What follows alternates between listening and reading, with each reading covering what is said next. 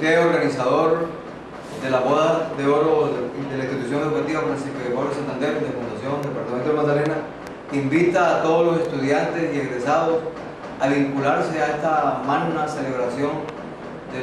los 50 años, a realizarse a finales del mes de mayo en nuestro municipio de Fundación.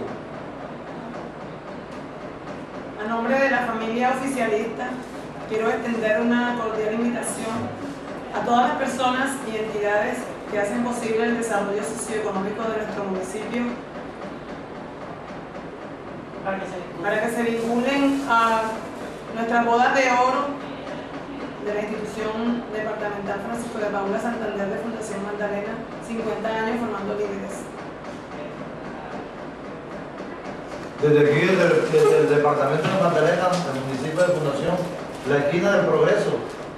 estamos invitando a los compañeros de la Federación Colombiana de Educadores FECODE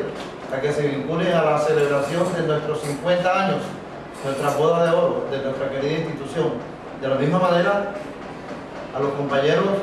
del Sindicato de Educadores de Magdalena, EDUMAC, que también se vinculen a nuestra celebración. Muchas gracias. Desde nuestra institución Francisco de Paula Santander, un saludo especial a todos los docentes de la región y para invitarlos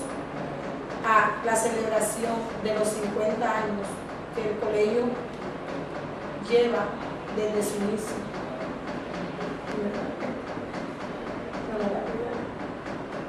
De parte del comité organizador de las bodas de oro de la institución educativa Francisco de Paula Santander, hacemos una cordial invitación a todos los padres de familia y comunidad educativa a que se vinculen a la celebración de los 50 años de la institución.